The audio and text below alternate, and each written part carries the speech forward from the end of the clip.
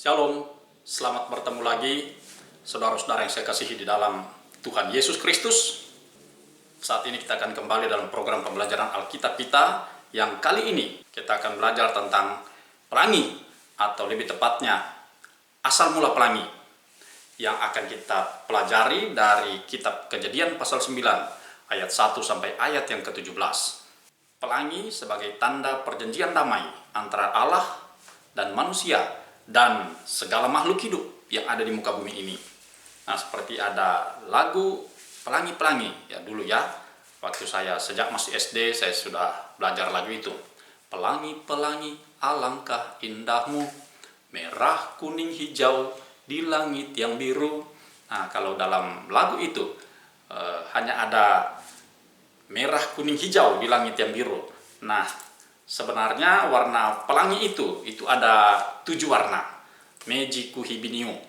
Merah, jingga, kuning, hijau, biru, nila, dan ungu. Jadi ada 7 warna pelangi. Nah, pelangi itu kita akan bisa lihat apabila baru selesai terjadi hujan, kemudian ada sinar matahari di wilayah yang terkena hujan itu. Bila kita berada pada posisi yang berlawanan, maka kita akan melihat pelangi itu. Jadi latar belakang pelangi sebagai tanda perjanjian itu ada peristiwa yang mendahului, yaitu ada peristiwa air bah dan ada peristiwa mesbah korban bakaran, yaitu peristiwa air bah yang kita sudah bahas pada beberapa episode yang lalu. Dan setelah air bah yang menutupi seluruh bumi yang kurang lebih ada 150 hari itu menutupi seluruh bumi, dan kemudian Nabi Nuh dengan bahteranya itu terkandas di atas puncak gunung Ararat, dan kemudian dia keluar dari bahtera. Nah, setelah dia keluar dari bahtera, hal pertama yang dia lakukan itu adalah membuat mesbah. Yang pertama dilakukan oleh Nabi Nuh adalah membuat mesbah dan kemudian mempersembahkan korban bakaran di atas mesbah itu. Nah, ini adalah satu langkah yang baik, yaitu di mana setelah melalui sebuah permasalahan, sebuah pergumulan hidup yang berat, menghadapi sebuah pergumulan hidup yang berat, apa yang dilakukan oleh Nabi Nuh, yaitu dia mempersembahkan korban kepada Tuhan sebagai pemegang kendali kehidupan manusia. Nuh sangat sadar sepenuhnya bahwa apa yang dia alami, keselamatan yang dia boleh alami bersama keluarganya beserta istri dan anak-anaknya dan istri daripada anak-anaknya, itu semata-mata adalah kasih karunia yang Tuhan berikan atasnya. Nah, jadi air bah yang merupakan hukuman Tuhan atas manusia yang kemudian menyeret hewan dan tumbuhan dan semua yang ada di muka bumi itu ke dalam hukuman yang sama. Nah, setelah itu kemudian Nuh membangun mesbah dan kemudian mempersembahkan korban bakaran, yaitu beberapa ekor binatang haram dan burung yang tidak haram. Dalam kitab Kejadian pasal 8 ayat 20 di sana, itu membuat hati Tuhan senang, dan kemudian Tuhan merancang kembali hal yang baik untuk manusia dan semua makhluk hidup yang lain yang ada di muka bumi. Dalam pasal 8 ayat 22 dari kitab Kejadian, di sana kemudian Tuhan mengucapkan, Tuhan mengatakan bahwa selama bumi masih ada, takkan berhenti-henti musim menabur dan menuai, dingin dan panas, kemarau dan hujan, siang dan malam. Nah, itu terjadi saudara, sampai pada hari ini itu terus terjadi. Dan kemudian setelah itu Tuhan memberkati Nuh dan anak-anaknya dan keturunannya. Dalam Kejadian pasal 9 ayat 1, Tuhan memberkati Nuh dan anak-anaknya dan keturunannya, beranak cuculah dan bertambahlah dan penuhilah bumi. Dua peristiwa ini yang melatar belakangi adanya pelangi. Nah, kemudian ada pertanyaan, apakah pelangi itu? Nah, pelangi atau etkasti dari akar kata keset yang berarti senjata perang, atau dalam hal ini yaitu busur tanpa anak panah, ya. Kalau pakai anak panah itu simbol apa itu? Sagittarius, ya, bintang Sagittarius. Nah, itu tidak ada hubungannya di sini. Pelangi atau etkasti dari akar kata keset yang berarti senjata perang. Dalam hal ini adalah busur.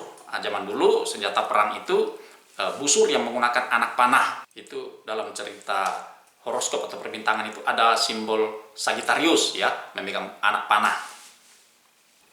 Jadi pelangi itu adalah tanda seperti senjata perang, yaitu dalam Kejadian pasal 9 ayat 13 di sana dikatakan, busurku kutaruh di awan, ya.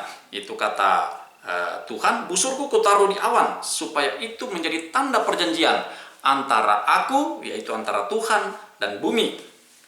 Dalam pasal 9 ayat 9 di sana dikatakan bahwa aku mengadakan perjanjianku dengan kamu, yaitu dengan Nuh dan dengan keturunanmu, yaitu dengan keturunan daripada Nuh dan anak-anak daripada Nuh.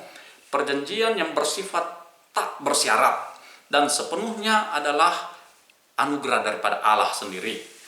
Tidak seperti perjanjian yang lain yang memiliki syarat. Perjanjian damai yang dilakukan oleh Allah ini inisiatifnya dari Tuhan sendiri.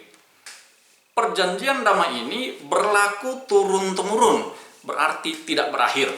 Pasal 9 ayat 12 di sana dikatakan bahwa dan Allah berfirman, inilah tanda perjanjian yang kuadakan antara kamu, antara aku dan kamu, serta segala makhluk yang hidup, yang bersama-sama dengan kamu, turun-temurun, untuk selama-lamanya. Busur tanpa anak panah, tanda pelangi itu tampak pertama kali di sini. Dalam kitab Kejadian pasal 9 ayat 13, yaitu setelah Nuh keluar dari Bahtera, setelah peristiwa air bah, kemudian Bahtera Nuh terkandas di pegunungan Ararat, dan setelah itu Nuh keluar dari Bahtera. Nah, dia memberikan persembahan. Setelah memberikan persembahan, hati Tuhan menjadi senang karena Nuh mencari Tuhan, bukan mencari yang lain. Nuh mencari penciptanya, mencari pemegang kendali hidupnya. Hati Tuhan menjadi senang. Tuhan membuat perjanjian, dan tanda pelangi ini, yaitu busur tanpa anak panah itu, pertama kali ada pada pasal ini, pasal 9 ini. Pada masa purba menggantungkan busur adalah lambang dari perdamaian. Nah, mungkin juga Allah menaruh suatu arti yang baru pada kejadian alam yang biasa. Jadi suatu kejadian alami yang biasa terjadi itu Tuhan pakai untuk menaruh suatu arti yang baru. Ya, contohnya seperti pelangi ini. Nah, apabila kemudian kudatangkan awan di atas bumi dan busur itu tampak di awan, maka aku akan mengingat perjanjianku yang telah ada antara aku dan kamu, serta segala makhluk yang hidup, segala yang bernyawa, sehingga segenap air tidak lagi menjadi air bah untuk memusnahkan segala yang hidup.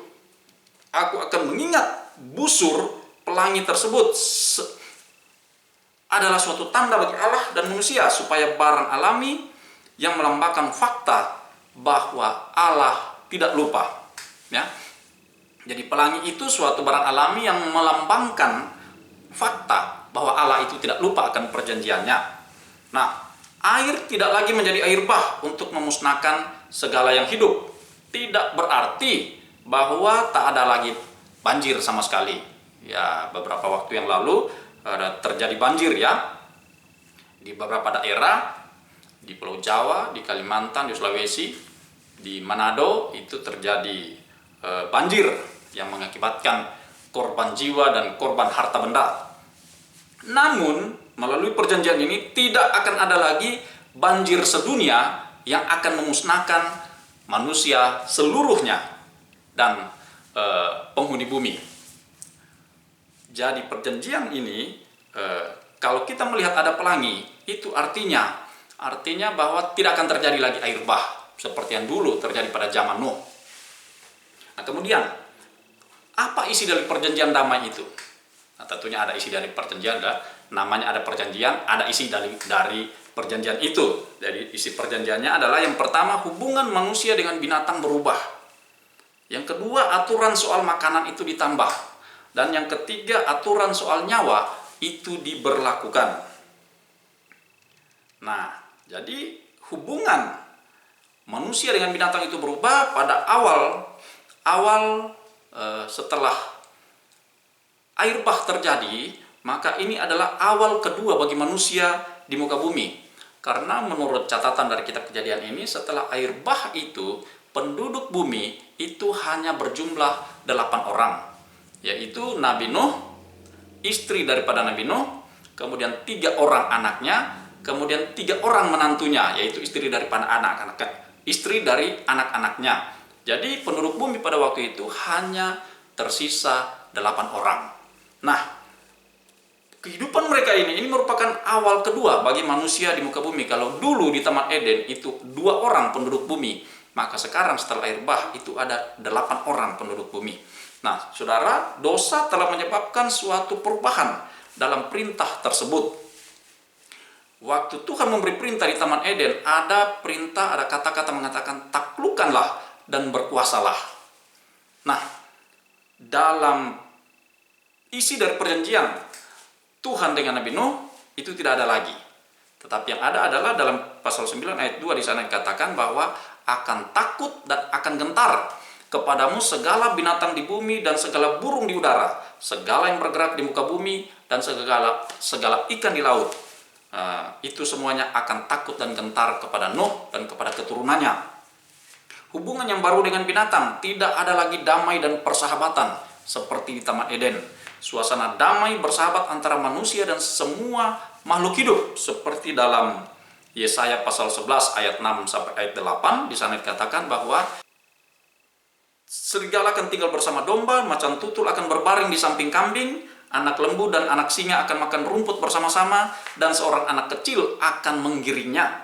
Lembu dan beruang akan sama-sama makan rumput, dan anaknya akan sama-sama berbaring, sedang singa akan makan jerami seperti lembu. Anak yang menyusu akan bermain-main dekat liang ular tedung, dan anak yang cerai susu akan mengulurkan tangannya ke sarang ular beludak. Nah, saudara, suasana damai bersahabat ini hanya ada di Taman Eden.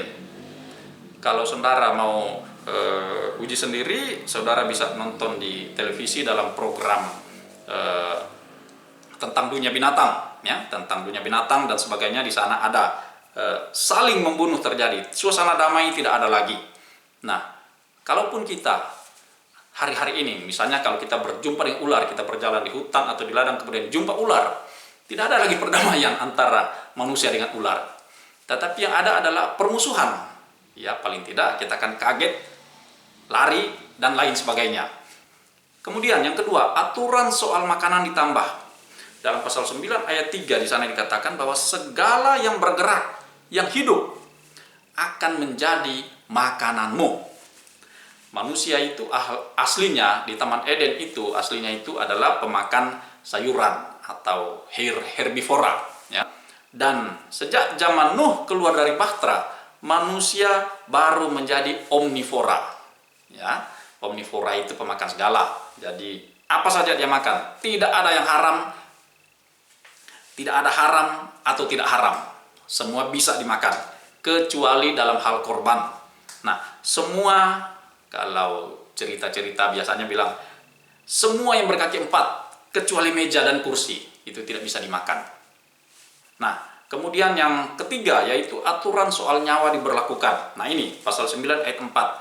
Hanya daging yang masih ada nyawanya, yakni darahnya, janganlah kamu makan. Ini adalah landasan teologis bagi sistem pengorbanan. Dalam Imamat pasal 7 ayat 26-27 di sana ada dikatakan jangan makan darah. Kemudian pasal 17 ayat 10-16, Ulangan pasal 12 ayat 16-23, dalam Kisah Rasul pasal 15 ayat 29. Juga dalam cerita jemaat mula-mula ada satu aturan untuk jemaat mula-mula pada waktu itu. Jemaat Kristen mula-mula adalah jangan makan darah. Dan arti penting dari kematian Kristus, dosa menuntut bayaran kehidupan. Allah dengan penuh kemurahan menggantikannya dengan kehidupan binatang. Nah, semua boleh dimakan, tetapi satu hal, bahwa darahnya jangan dimakan. Ya, memang darah bukan daging, yaitu darah. Dan dalam ayat-ayat selanjutnya mengatakan kenapa tidak boleh makan, karena dalam darah itu ada nyawa daripada makhluk hidup. Nyawa daripada makhluk itu ada di dalam darah. Nah, saudara, bagaimana dengan kita pada hari-hari ini? Apakah kita mencari Tuhan seperti Nabi Nuh, atau kita malah mencari orang-orang pintar, ya, mencari orang-orang yang menurut kita akan memberikan solusi bagi kita? Apakah kita mencari solusi di luar Tuhan atau bukan? Baiklah kita meniru apa yang dilakukan oleh Nabi Nuh. Nabi Nuh ketika dia menghadapi masalah, dia mencari Tuhan, dia taat, dia patuh akan perintah Tuhan, dia mengerjakan segala petunjuk Tuhan, dan setelah dia lolos dari masalah, yang pertama kali dia cari adalah mencari Tuhan. Nah, dalam doa, dalam pujian penyembahan kita yang kita lakukan, itu adalah bentuk yang zaman sekarang ini sama seperti yang dilakukan oleh Nabi Nuh pada waktu itu. Kalau dulu Nabi Nuh membuat mesbah, kemudian mempersembahkan binatang di atasnya. Kalau zaman sekarang kita tidak melakukan itu lagi. Tapi yang kita lakukan adalah mempersembahkan tubuh kita sebagai persembahan yang hidup, yang kudus, yang benar, yang berkenan kepada Tuhan Yesus. Itu adalah persembahan, itu adalah ibadahmu yang sejati. Nah saudara, apabila kita menemukan masalah, jadikanlah masalah itu sebagai proyek daripada iman kita. Kita bangkit, kita semangat, kita bergairah, dan menjadi pemenang daripada kehidupan itu sendiri. Kiranya kasih karunia dan damai sejahtera dari Allah Bapa kita dan dari Tuhan Yesus Kristus dan Roh Kudus menyertai kita semuanya, menyertai saudara-saudara, dan menyertai saya juga. Sampai jumpa pada episode berikutnya. Tuhan Yesus Kristus memberkati. Shalom.